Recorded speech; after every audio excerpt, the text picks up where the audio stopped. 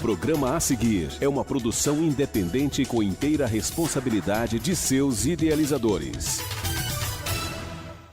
Este programa é de inteira responsabilidade de seus idealizadores e apresentadores. A partir de agora, na sua emissora preferida, passamos a apresentar o programa Momento Espírita. Momento Espírita. Uma visão de vida cristã na visão espírita. Eu sou o pão da vida. O que vem a mim jamais terá fome, e o que crê em mim jamais terá sede.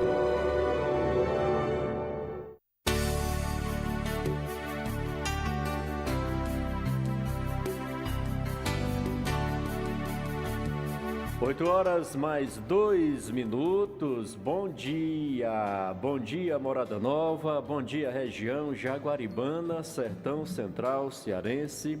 Muito bom dia a você, amigo ouvinte, e a você, amiga ouvinte da sua 106,3 município de Morada Nova, Ceará. Hoje, domingo 13 de abril do ano 2025, estamos chegando para mais um programa Momento Espírita. Esse programa tem uma idealização e realização do SEAC, Centro Espírita Allan Kardec de Morada Nova, que tem sob a sua presidência Gilson Tavares e na vice-presidência Roberta Pereira. Todos os domingos, de 8 às 9 da manhã, nós temos esse encontro com a doutrina de luz, a doutrina dos espíritos. Você simpatizante, você curioso, você espírita, sintam-se todos abraçados, acolhidos pelas boas energias do mundo maior. E continue conosco até às 9 horas aqui com o programa Momento Espírita. Hoje conosco estão 2 professores. No Evangelho de Jesus, professor Deodato Chagas. E com o tema doutrinário, o jovem professor Marcelo Martins, né?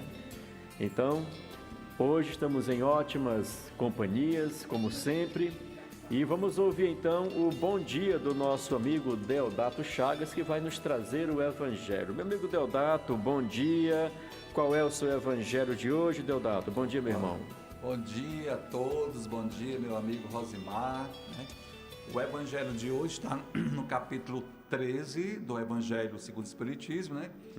Que diz o seguinte: que a vossa mão esquerda não saiba o que dá a vossa mão direita, né? Muito bem. E o subtema que eu vou falar é fazer o bem sem ostentação. E é bom. Falando sobre a caridade, né? Essa ação tão divina. É verdade. Para todos nós. Muito bem. Então, já, professor Deodato volta conosco, trazendo já o Evangelho de Jesus. Vamos agora ao jovem professor. Está chegando agora na seara.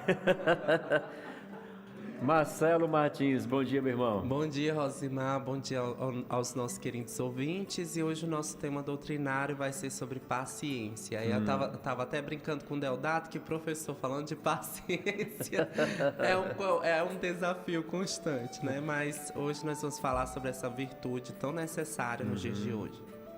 Ô Marcelo, você acha que a intolerância parte também da falta de paciência? Sim. É, né? É. Então já Marcelo vai falar conosco sobre a paciência, né? Eu aproveito e já deixo aqui o nosso abraço para a nossa equipe que se deslocou hoje para... Hoje é Limoeiro ou é Russas o encerramento? É Russas, né? É Russas. Né? Os nossos amigos se deslocaram para o encerramento da Semana Espírita, né? O nosso amigo presidente Gilson Tavares e os demais colegas, um grande abraço, um bom aproveitamento aí desse momento maravilhoso. Muito bem. 8 horas e 5 minutos, vamos aqui trazer a nossa reflexão do dia.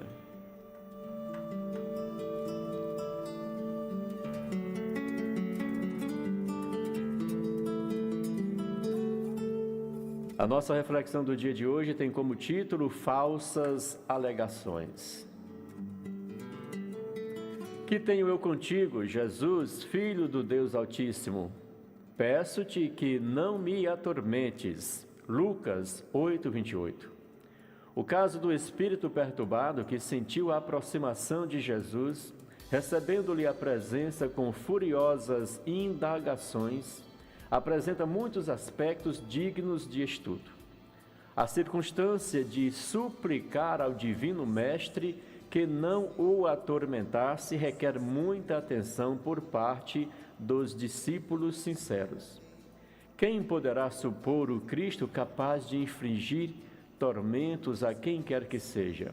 E no caso, trata-se de uma entidade ignorante e perversa que, nos últimos desvarios, muito já padecia por si mesma. A vizinhança do Mestre, contudo, trazia-lhe claridade suficiente para contemplar o martírio da própria consciência, atolada num pântano de crimes e defecções tenebrosas. A luz castigava-lhe as trevas inferiores e revelava-lhe a nudez dolorosa e digna de comiseração. O quadro é muito significativo para quantos fogem das verdades religiosas da vida, categorizando-lhe o conteúdo à conta do amargo elixir de angústia e sofrimento. Esses espíritos indiferentes e gozadores costumam afirmar que os serviços da fé alagam o caminho de lágrimas, enevoando o coração. Tais afirmativas, no entanto, denunciam-nos, em maior ou menor escala, são companheiros do irmão infeliz que acusava Jesus por ministro de tormentos. Por Emmanuel, do livro Pão Nosso, com médio Francisco Cândido Xavier. Eu vou sair desse lugar, mudar, tomar um banho de transformação moral. Eu vou cuidar do céu em mim, crescer, amadurecer meu senso moral. Eu vou sair desse lugar, mudar, o que eu preciso é de transformação moral.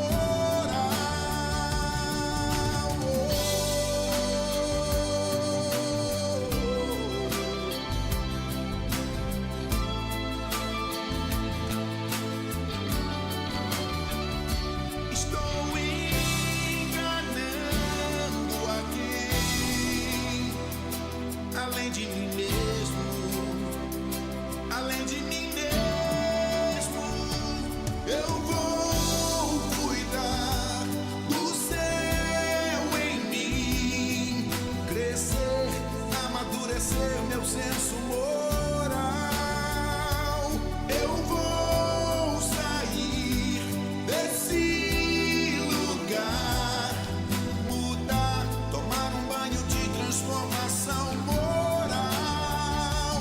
Eu vou cuidar do céu em mim, crescer, amadurecer meu senso moral. Eu vou sair desse lugar, mudar, o que eu preciso é de transformação moral. Eu vou cuidar do céu em mim, crescer, amadurecer meu senso moral.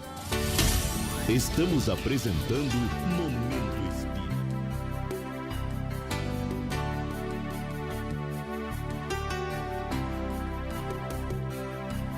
Muito bem, já são 8h10. Bom dia para você que está chegando agora conosco aqui na sua 106,3, município de Morada Nova, programa Momento Espírita. Todos os domingos, neste horário, nós temos esse encontro com a doutrina dos Espíritos, trazendo esclarecimento, luz, paz e amor para todos aqueles que o buscam. Então, a gente vai começar já os nossos trabalhos de hoje E quero aqui já agradecer ao meu carona do dia, rapaz. Meu amigo Aclécio Muniz foi o meu carona do dia. O retorno é com o professor, né? A vinda foi com a Aclécio. Um abraço, Aclécio, a Marta, aí da Flamengo. Um abraço a vocês. Muito obrigado pelo carinho, pela sintonia aqui na sua 92. Bom, vamos trazer então o Evangelho de Jesus com ele, professor Deodato Chagas, que vai falar aí sobre essa mensagem maravilhosa. Evangelho de Jesus. Evangelho de Jesus. A luz do mundo na visão espírita. Na visão espírita. Professor, de novo seu tema, por favor. Bom dia. Então, o tema é fazer o bem sem ostentação. Está no capítulo 13 do Evangelho segundo o Espiritismo, que a vossa mão esquerda não saiba o que dá a vossa mão direita, né? Muito bem. Pode prosseguir, professor. Pode prosseguir. Então, bom dia, né, aos ouvintes da Rádio Caiçara 106.3, né? Bom dia, meu colega Marcelo, né, nosso amigo Rosimar. Então, caros ouvintes, né, um bom dia, pedimos licença para entrar nos vossos lares e levar uma mensagem tão importante, né, de Jesus, o nosso irmão maior, né, amigo de todas as horas, que é essa boa nova que é o Evangelho, tão importante. E o tema de hoje é muito importante, tão importante que tem uma frase que tem assim: fora da caridade não há salvação. Como é importante a caridade, né?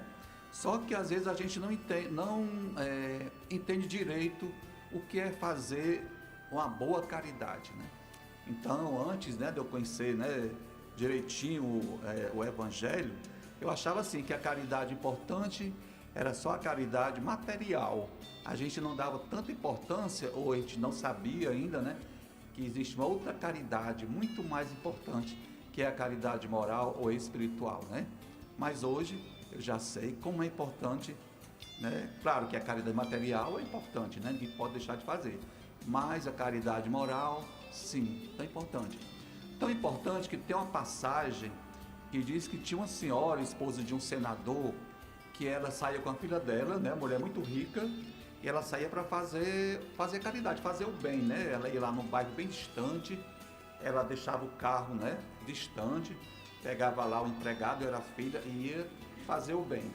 Quando ela ia se aproximando, né, as pessoas ficavam tão alegres, né, que diziam assim: chegou o nosso anjo, né?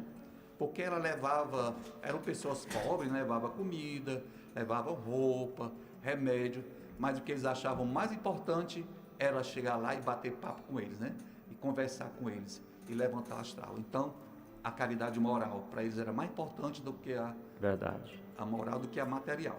Então eu vou ler aqui uma passagem, né, do evangelista São Mateus, que está no capítulo 6, versículo de 1 a 4. Diz assim: olha como é importante, olha: tomai cuidado de não fazer as vossas boas obras diante dos homens para serem vistas por eles.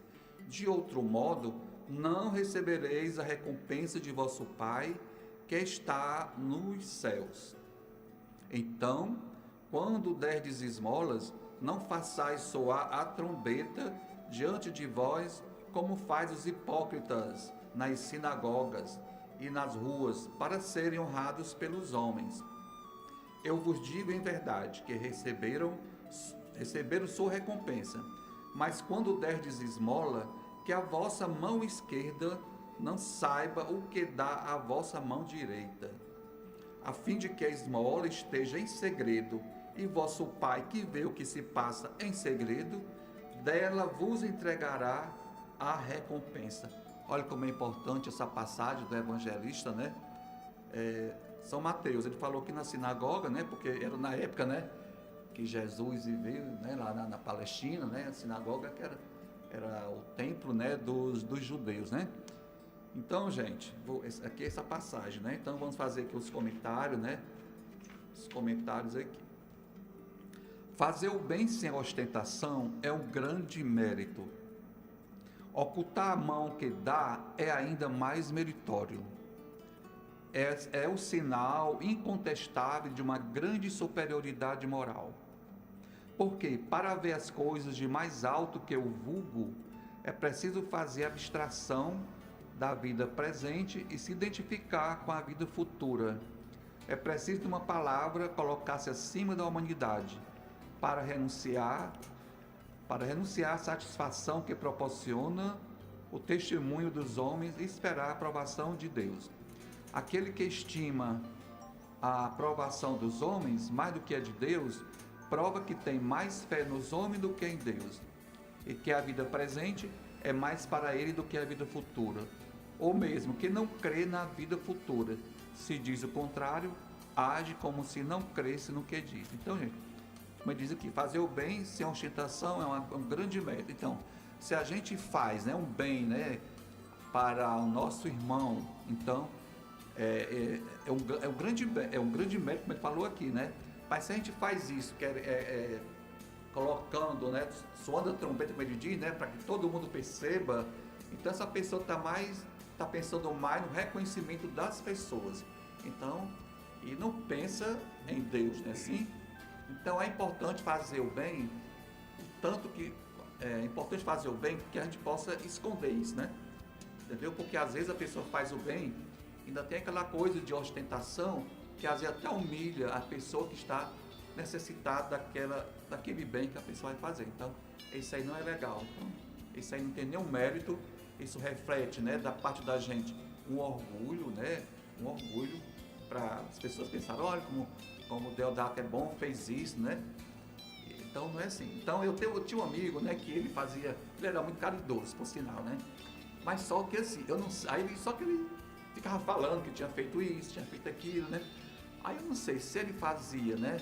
Ou era por uma simplicidade ou ignorância, né? E quem sabe o coração dele, né? Mas não é legal você dizer o que está fazendo de bom ou de bem para as pessoas, né? Porque Deus sabe de tudo, né? Então Deus nos dá recompensa. E se a gente faz a caridade, né? E procurando, né, demonstrar para todo mundo, né? Aí isso aí não vai ter recompensa divina, né? Então, gente, continuando aqui nosso esclarecimento, né, de acordo com aqui Allan Kardec, né, que é o codificador, né? Quantos há que não prestam serviço, senão com a esperança de que o beneficiado irá gritar o benefício sobre os telhados, que na claridade darão uma grande soma, e na sombra não daria uma moeda. Olha isso, viu? Por isso Jesus disse, aqueles que fazem o bem com ostentação, quer dizer, se mostrando, né, já receberam a sua recompensa. Com efeito, aquele que procura sua glorificação na terra pelo bem que fez, já pagou a si mesmo. Deus não lhe deve mais nada. Não lhe resta a receber senão a punição do seu orgulho. Claro, né? Que isso aí a gente percebe que a gente que faz isso, então é um orgulho da vida da gente. A gente quer ser admirado, né? Como os catecistas vão falar da gente. Então, para Deus isso aí não teve nenhum mérito, né? Apesar de que para o beneficiado foi bom, né? Para o beneficiado foi bom aquela ação que fez, né?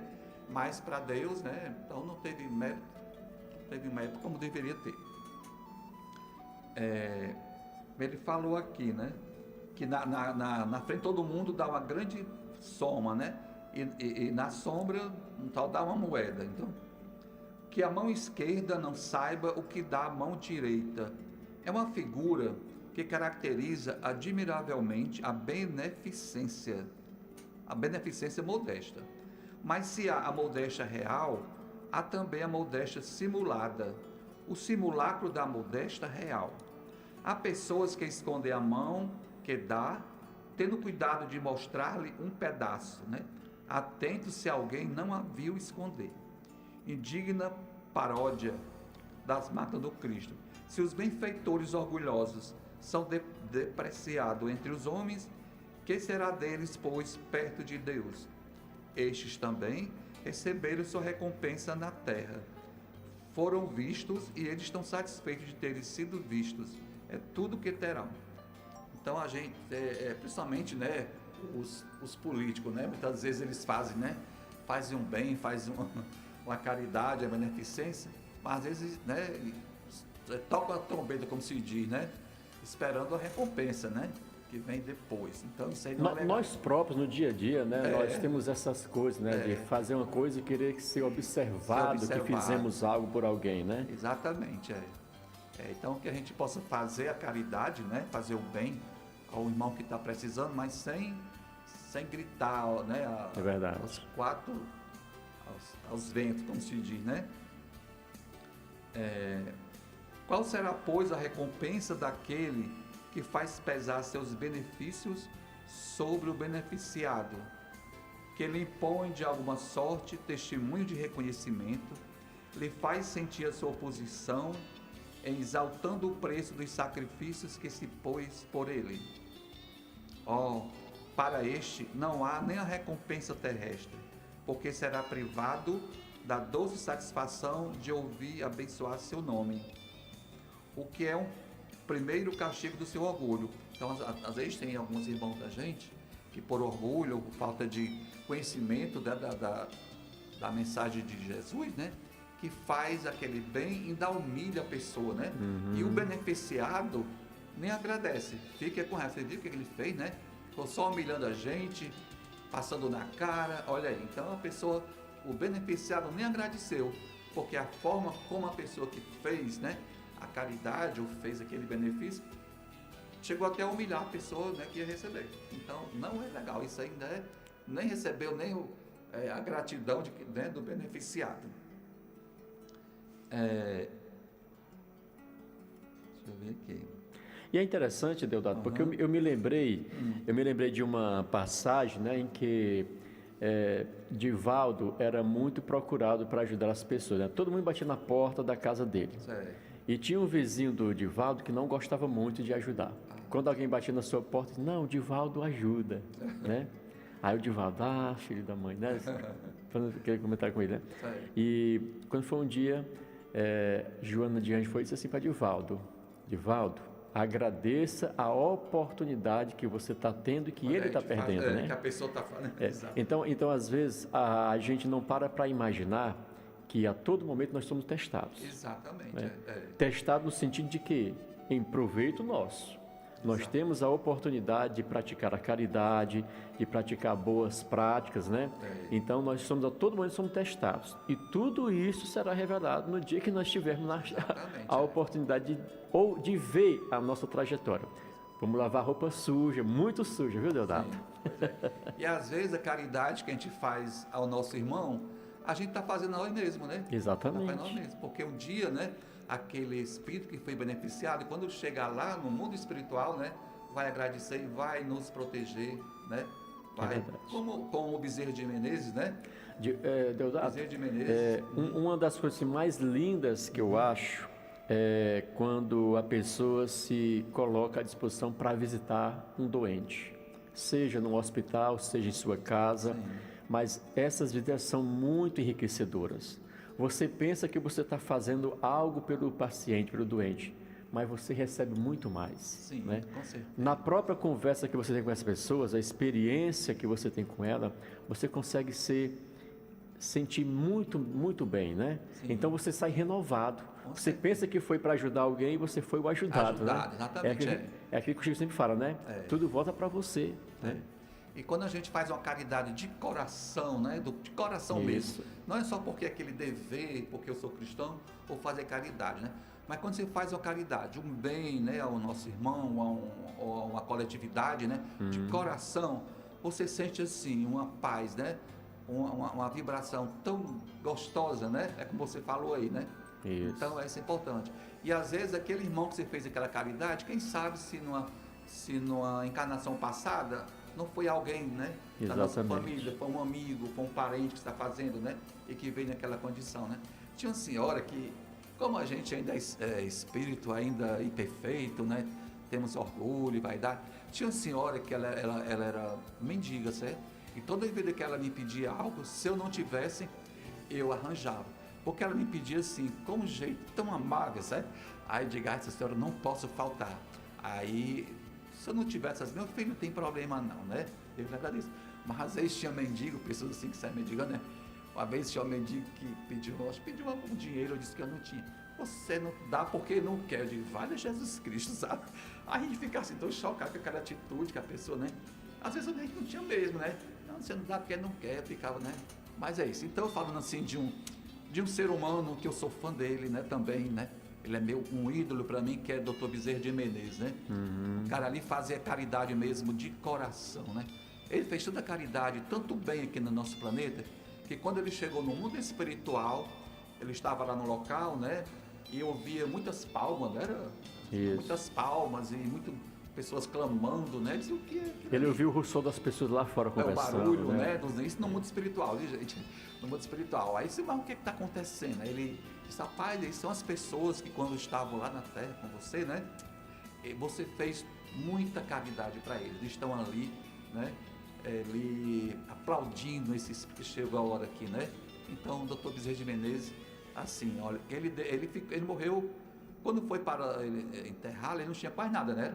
Porque ele doou tudo que ele tinha materialmente falando e moralmente falando também, né? Então, isso é muito importante, essa caridade, né? Então, meus amigos, continuando aqui, né? Só repetindo, qual será, pois, a recompensa daquele que faz pesar seus benefícios sobre o beneficiado, né? A pessoa que humilha o outro, que tal, né? Isso é terrível. Então, para isso não há nenhuma recompensa terrestre, porque as próprias pessoas não agradecem, né? Aí, dando continuidade aqui, né? A beneficência sem ostentação tem um duplo mérito. Além da caridade material, é a caridade moral. Ela poupa a suscetibilidade do beneficiado, né? E o faz aceitar o benefício sem que seu amor próprio sofra com isso, e salvaguardando a sua dignidade de homem, porque alguém aceitará um serviço, mas não receberá uma esmola, né? Tem essa parte também muito importante, né? No ato, quando a gente vai fazer caridade, né? Para não magoar, né? Para não magoar a pessoa que está sendo para receber, né? E melhor do que dar uma esmola, fazer uma caridade, quem diz esmola, caridade, é você também oferecer um serviço, né?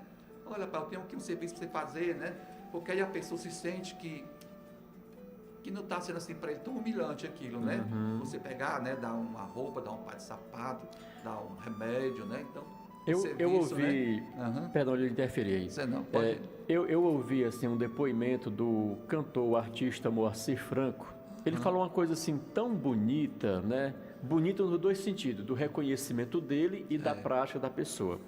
O Moacir, todo mundo conhece, é um grande compositor, um grande cantor brasileiro da velha guarda até, né, de muitos anos de carreira. Exato. E ele estava passando por uma situação financeira muito difícil, né, sem shows, sem trabalho na TV, o filho precisando ir para os Estados Unidos para estudar. Aí o que aconteceu? O Ratinho tomou conhecimento da situação dele, convidou ele para ir ao programa, como qualquer normal. E lá, o que o Ratinho fez? Contratou os serviços dele para ele fazer 10 shows e pagou antecipado, porque sabia que aquele dinheiro ia ser para ele fazer aquilo, né? Aí ele dando essa entrevista, assim, olha, o Ratinho ele não deixou que eu me humilhasse a ele, que eu pedisse a ele. Quando ele soube, ele deu um jeito de me ajudar sem que eu pedisse. Então, é uma atitude grandiosa do Ratinho. Para não magoar a dignidade, né, da pessoa, e também um né? reconhecimento dele que ele teve naquele momento, né? Exato. Isso é muito bonito, né? Isso aí é fazer o bem sem ostentação. Sim, sem ostentação, né? exatamente. O Ratinho não tocou nem no assunto. Olha aí, viu? Né? Quer dizer, oferecer um serviço, né? E ele disse que fez 2 shows apenas. Olha aí, viu? Que bom, né? Essa é a maneira agradável a Deus, né? Exatamente. Então, gente, como ele falou aqui, né? Então, porque às vezes a pessoa, o beneficiado, ele aceita, né? Não fica humilhado, né, diante do benefício recebido. Ora, converter um serviço em esmola pela maneira que é prestado é humilhar aquele que o recebe. E há sempre orgulho e maldade em humilhar alguém, claro. A verdadeira caridade, ao contrário, ela é delicada e engenhosa para dissimular o benefício. Evita até as menores aparências ofensivas. Porque toda ofensa moral aumenta o sofrimento que nasce da necessidade. Ora, a pessoa está com aquela necessidade, precisando daquilo. Está passando fome, não tem uma roupa, então dinheiro. E se a pessoa, né, até tem vergonha de pedir, se não for humilhada ainda com aquele benefício, ainda a situação é triste, né?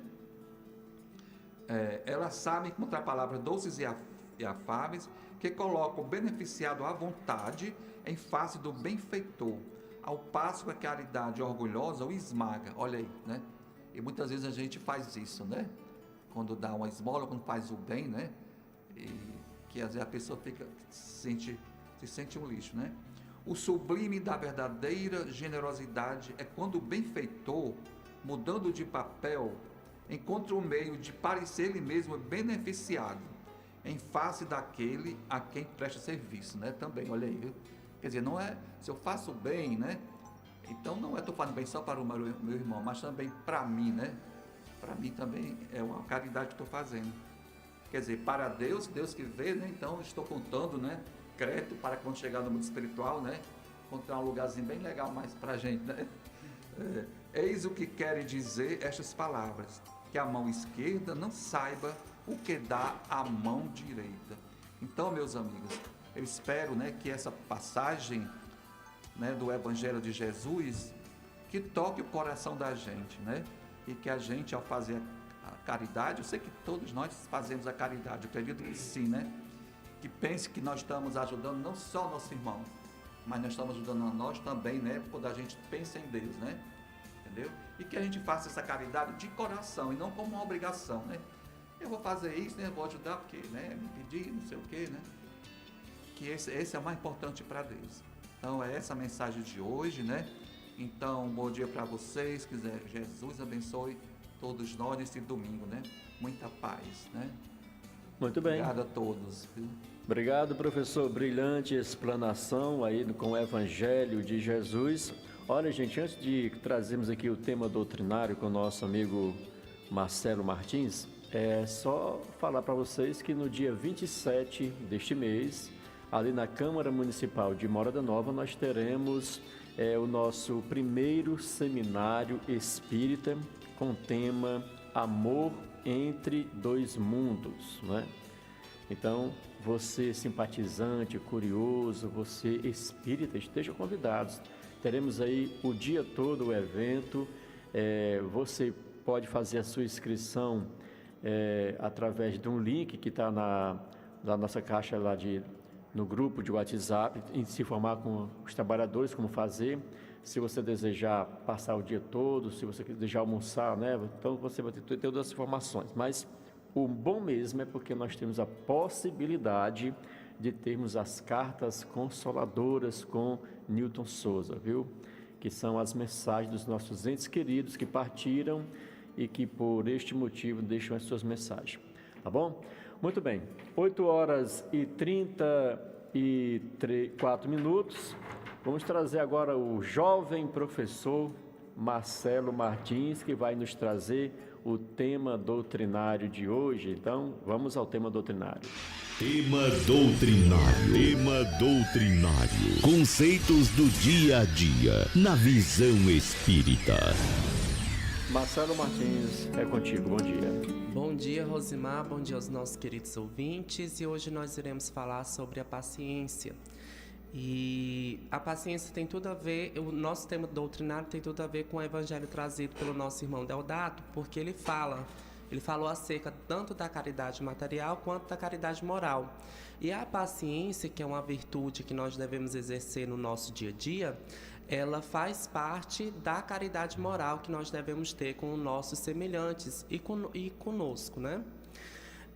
Mas antes de tudo, antes de iniciarmos, queria fazer a citação de uma obra de Hamed, que tem um título Os Prazeres da Alma, e ele vai falar sobre a impaciência, que diz o seguinte: nossa impaciência desequilibra os processos internos e externos da natureza em nós. Atos e atitudes pacienciosos podem mudar nosso modo de ver e de enfrentar conflitos. Lembremos-nos de que todo problema contém em si mesmo a semente da solução. Ou seja, a impaciência, que é resultado da ausência de paciência, ela traz diversas consequências negativas para o ser humano. Então, toda vez que nós fizermos caridade, nós precisamos entender que o maior beneficiado somos nós mesmos. e de que quando há a ausência da virtude, que no caso é a paciência, o mais prejudicado não é o outro, somos nós.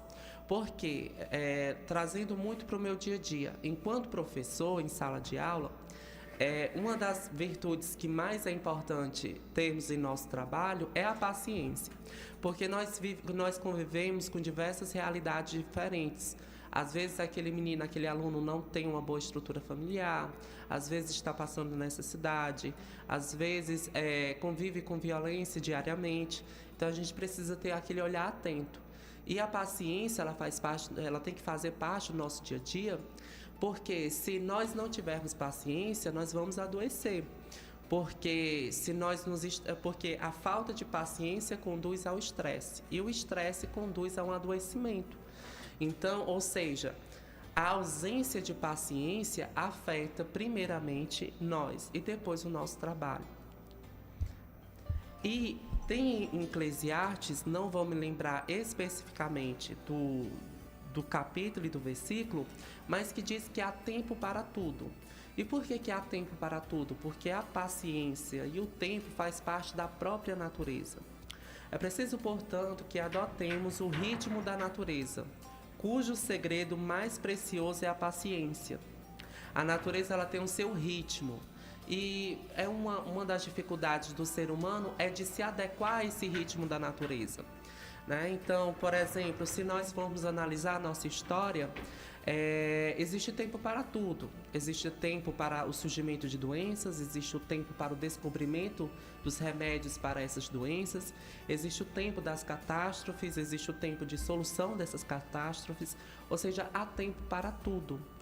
E é bem interessante trazer o seguinte, que por mais que a dor, até interessante a gente trazer esse questionamento, por mais que a dor não ensine o ser humano, e realmente ela não ensina, se esse ser humano ele não tomar nenhuma atitude mediante a dor, então se a pessoa está com um problema e não tenta resolver, é mesmo que nada. Mas a dor, por mais que não ensine diretamente, ela oportuniza o aprendizado. Ou seja, devemos entender e encarar a dor como um momento de oportunidade para demonstrarmos que adquirimos ou não certas virtudes, como a paciência, a resignação, a resiliência, né, e tudo mais. Mas, primeiro de tudo, devemos fazer esse questionamento: o que é paciência? Paciência, segundo Joana de Ângeles, em Convites da Vida, capítulo 34, é a medida metódica, isto é, gradativa, rotineira e eficaz que ensina a produzir no momento exato a tarefa correta. Então, essa definição de Joana de Ângeles sobre o que é paciência está coerente com aquilo que ensina a doutrina espírita, isto é, de que tudo tem o seu tempo. Há momentos para refletir, há momentos para calar-se, há momentos para ensinar e tudo mais. Então, a paciência, ela tem que ser gradativa, ela tem que ser trabalhada.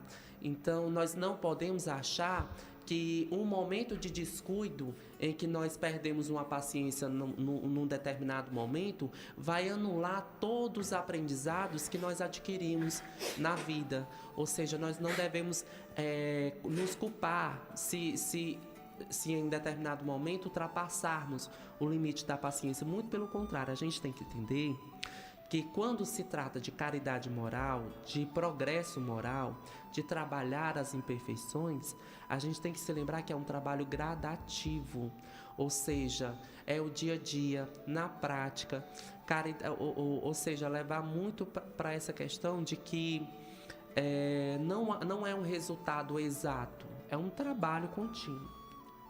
Marcelo, interessante que hoje, né, as pessoas, né, principalmente os jovens, não têm mais paciência, né? Sabe assim, às vezes, aquele desabafo de aluno, não tenho paciência para ir, não tenho paciência, sabe? É assim, a gente conseguiu, né, desenvolver mais a paciência, né, no nosso dia a dia, né? Mas a nova geração diz que já é o estresse, né? Não tenho paciência, que é quase a mesma coisa, né, do estresse, eu acho, né? Entendeu? Mas é isso, né?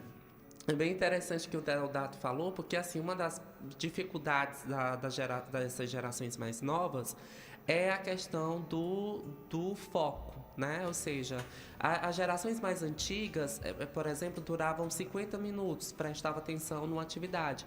Por isso que a hora-aula no Estado e na maioria das redes de ensino, a hora-aula é 50 minutos, porque era uma pesquisa que foi feita.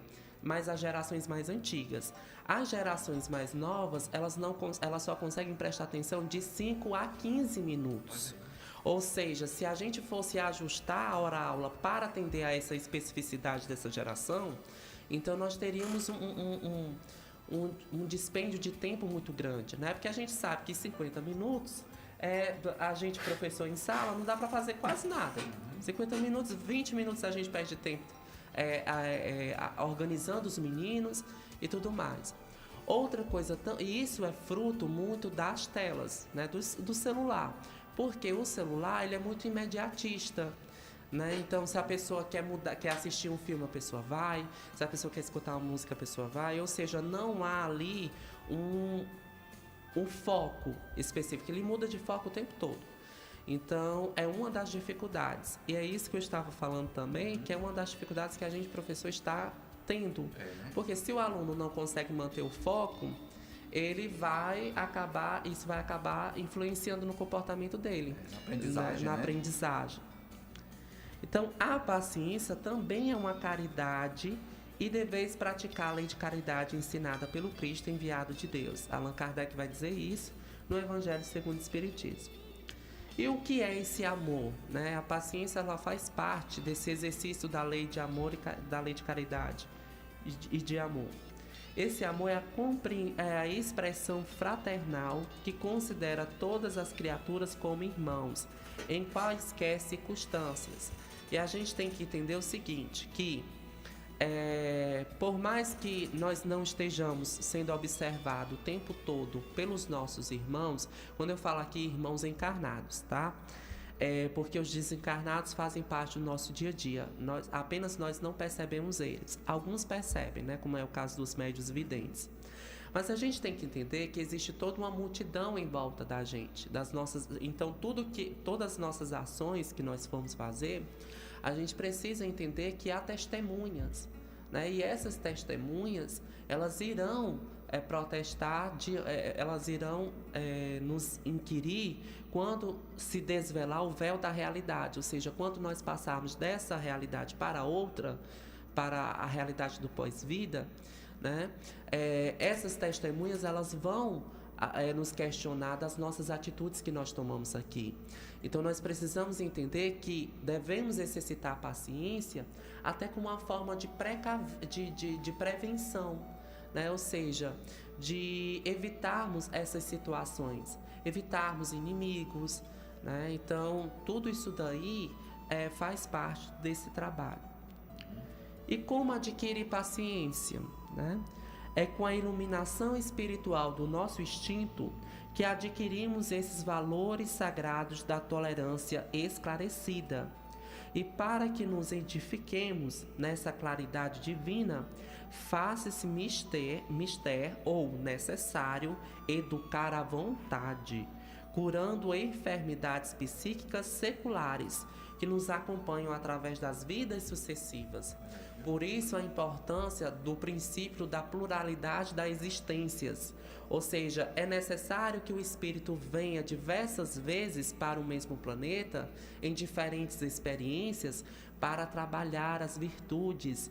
Então o espírito, uma vida, por exemplo, uma existência, muitas das vezes é muito curta para trabalhar uma virtude tão necessária como a paciência, por exemplo.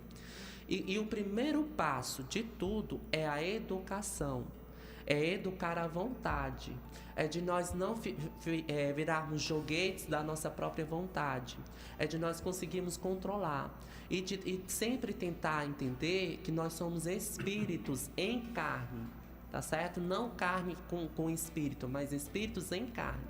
Ou seja, a vontade da nossa carne, as necessidades fisiológicas, biológicas, psicológicas, devem se adequar, devem estar submetidas a esse princípio espiritual. Como é que nós fazemos isso? Através da educação, da instrução, do dia a dia, tá certo? Então agora... Então, Marcelo, quer dizer também que a paciência também está relacionada à questão espiritual, né? Questão espiritual. Como você falou, né? Porque, né, Deodato? Quando a gente não tem paciência, o que é que acontece? A questão da impaciência. E a impaciência conduz ao estresse e o estresse conduz ao adoecimento. Então a gente sabe que, por exemplo, jovens, meninos de 20, 32 anos, tendo problema de AVC, né? Então, ou seja, o estresse do dia a dia que leva. Inclusive, eu perdi um tio por conta disso, né? Um rapaz super jovem, mas, ou seja, o estresse do trabalho, o estresse do dia a dia acabou tirando a vida dele, né? Porque ele não soube trabalhar e desenvolver essa questão da paciência. Mas a gente também deve lembrar que a paciência ela é uma virtude ativa, ou seja, ela não se confunde com passividade, com estagnação, com ociosidade ou paralisação. Às vezes a gente acha que ser paciente é ficar ali naquele canto, sentado, esperando que a situação se resolva. Todo lesado, hein? Exatamente. E na verdade não é isso, gente. A paciência, ela tem que ser exercitada, ou seja, praticada. Ou seja, quando se pratica a paciência, está se praticando a lei de amor e de caridade, né? Paciência também é uma virtude divina, né? Que Jesus tinha muita paciência, né? Também com os apóstolos. Ainda né? tem, viu, Dourado? Ainda tem, exatamente. Aqueles apóstolos, né? Que às vezes Jesus era muito criticado, né? Às vezes pelos apóstolos, né? A verdade é que a pessoa impaciente é muito sofredora, né, Marcelo? Sim. Porque você não consegue se relacionar bem com o trabalho, com a sociedade. Então você sempre está naquele desespero, naquela ansiedade, uma coisa maluca. Eu digo isso porque eu já tive meus momentos de impaciência, né? Eu estou exercitando muito ainda para me conseguir ser paciente. A pessoa diz assim, o Rosimar é tão calmo, vai ver o Rosimar como ele é para ver, né? E o Deodato também, né? E principalmente a aprovação lá na minha casa, né? Lá fora eu sou... Mas o pessoal vai lá em casa, sabe? Com a irmã que eu tenho, diga, ai meu Deus, eu estudo o Evangelho e não estou conseguindo, né? Para colocar em prática o que Jesus disse pra gente, né? Então, é assim, a paciência, como você falou, né, Marcelo, ser paciente de ouvir alguém, né? De ouvir um problema da pessoa, né? Entendeu? Né? É muito interessante. Paciência com a caridade, né? É uma espécie de caridade.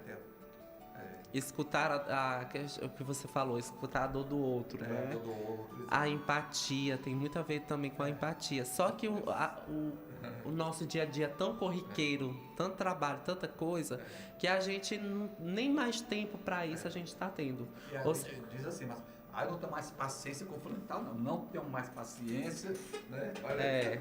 E as pessoas também acusam, não estou tendo tempo, mas em Eclesiastes ele vai dizer, há tempo para tudo. Então, na verdade, está faltando nós tirarmos um momento realmente de sentar, por exemplo, na calçada, de conversar, de perguntar como é que o outro está. A própria questão do bom dia, do boa tarde, que isso as pessoas estão perdendo. E, às vezes, gestos tão simples vão se perdendo. E, com isso, a sociedade vai ficando mais omissa, negligente, vai perdendo a civilidade e vamos tendo diversos problemas, né? Como, porém, obter a serenidade quando somos impulsivos por vocação ou por hábito? Emmanuel responde, educando-nos. Feito isso, perceberemos que todo instante de turvação ou desequilíbrio é instrumento de teste para avaliação de nosso próprio aproveitamento. E algumas dicas. Descubra o que deixa você impaciente. Reflita e teste descobrir a razão da pressa. Alguma situação específica lhe faz perder a paciência? Quais eventos, pessoas, palavras ou circunstâncias lhe deixam nervoso? Não tente controlar tudo. Tenha uma visão ampla. Lembre-se que certas coisas levam tempo. Observe o que realmente importa e cultive um olhar positivo. Não seja aquela pessoa que vê coisa negativa em tudo, porque senão você nunca vai conseguir desenvolver a paciência. E a prática leva à perfeição. O adágio popular considera que o hábito faz a segunda natureza. E nós devemos aprender que a disciplina antecede a espontaneidade, ou seja, de transformar o hábito, de educar o hábito e de transformar o hábito em algo positivo para a gente. Marcelo, essas crianças que estão nascendo agora com essas deficiências, eu posso chamar? Transtorno. Essas crianças, né, que estão nascendo agora com esses...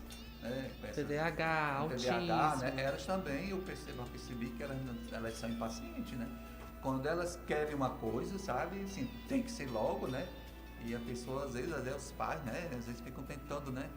Eu já percebi que elas são impacientes, sabe? E aí que entra a missão da geração dos pais desses meninos que estão nascendo com esses transtornos, de exercitar a paciência. Só que muitas das vezes a impaciência vem de casa, né? Vem da família. Porque a criança já tem aquele transtorno, por exemplo, um TDAH, um TEA, e aí não encontra na família o respaldo necessário. A mãe às vezes acha que bater educa, às vezes acha que é que o menino ali faz porque quer, ou seja, e aí ele entra na escola como uma forma de apoio, de suporte. E na escola, infelizmente, ele também não vai encontrar tanta paciência assim, porque é outra coisa que eu também percebo isso, é que os professores estão muito sobrecarregados. Né? Numa sala de aula de uma educação infantil, que a gente tem 22 crianças, a gente precisa se atentar a diversas especificidades. É um menino autista, é um menino com autismo que bate nos colegas, tem a questão da agressividade. É um menino com TDAH que não para quieto, que tem hiperatividade.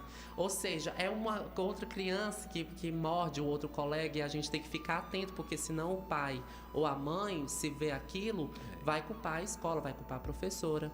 Ou seja, é multifatorial, tem diversos fatores. Mas o que é que nós precisamos entender? Que independente de qualquer circunstância, a gente sempre tem que exercitar a paciência. É difícil, mas se a gente não educar, se a gente não transformar gesto em hábito, a gente não vai conseguir desenvolver essa virtude. E lembrando, a paciência é uma virtude ativa, ou seja, tem um problema e precisamos agir com paciência, ou seja, não é ociosidade. Por último, paciência e caminho. O trânsito é uma escola em que sobram aulas de vigilância e compreensão, justiça e disciplina. Anotemos as lições da estrada e procuremos transferi-las ao trânsito da vida em que todos somos chamados, nas trilhas do tempo, ao relacionamento comum. Coragem, amigos, tende no Cristo vosso modelo. Mais sofreu ele do que qualquer de vós e nada tinha de se penitenciar. Ao passo que vós tendes de expiar o vosso passado e de vos fortalecer para o futuro. Sede, pois, pacientes, sede cristãos. Essa palavra resume tudo. Marcelo, agora você falou num assunto, né, que é terrível, no trânsito, né? Rapaz, está assim um caldo. As pessoas não têm mais paciência, viu? Faz tempo, hein? Rapaz, faz tempo. Rapaz, às vezes o motorista tem paciente, além de buzinar, eles podem passar o carro dele por cima do carro da gente, entendeu? Às vezes assim, por exemplo, aconteceu comigo um dia desse, um cara na minha frente ia devagar e não me dava espaço para mim passar, entendeu? E eu devagar, e o cara atrás de mim buzinando. Eu digo, rapaz, eu não ia entrar na contramão, porque eu podia, né? Aconteceu um acidente, eu estava errado. E o cara na minha frente ia devagar, né? Só que eu ia tentando ver se ele, né, dava passagem para mim. E o outro atrás de mim achando, né? E quando passou por mim, deu uma buzinada bem, o filho do água desse, como que diz assim, não passou, né? Não deixou eu passar, mas o cara da frente, quer dizer, faltou paciência dele, né? Sim. Mas assim, mas no trânsito mesmo, viu, o negócio tá sério, viu? Tá sério. Falta de paciência, os nossos irmãos motoristas tem que ter. Acontece um acidente, né? Eu usei essa expressão tão forte, né? Mas no meu caso, foi até ontem, eu acho que ele disse isso comigo, né? Porque eu tô pensando, viu, gente? Muito bem. Ai, Marcelo. Pode concluir, Marcelo. E pronto, nós encerramos, né, com essa mensagem de que nós devemos ser pacientes.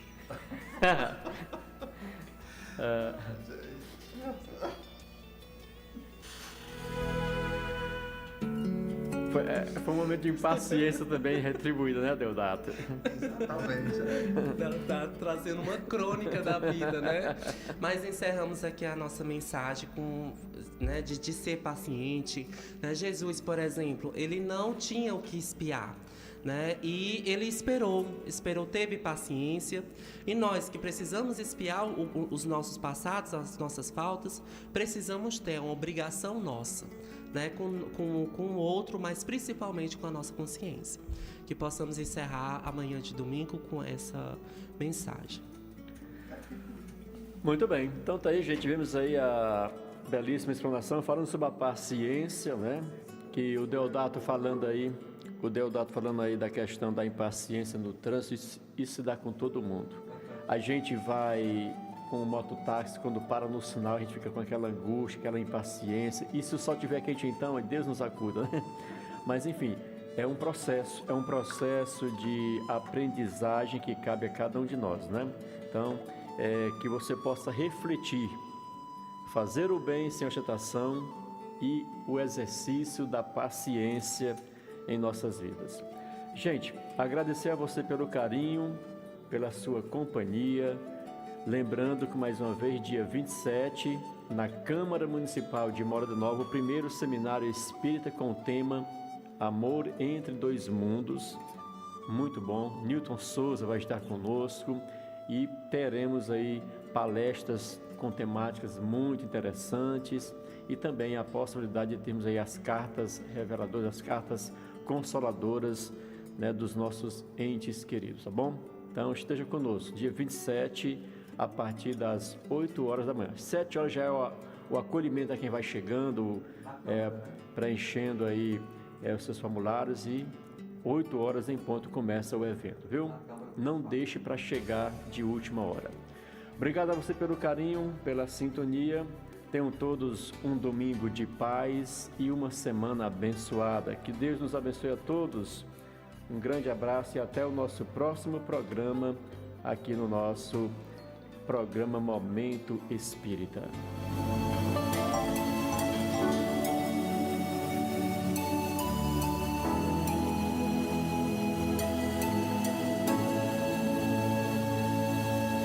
Espíritos amigos e benevolentes, mensageiros de Deus, instrumentos da paz do nosso Senhor Jesus, que tem como missão nos esclarecer e nos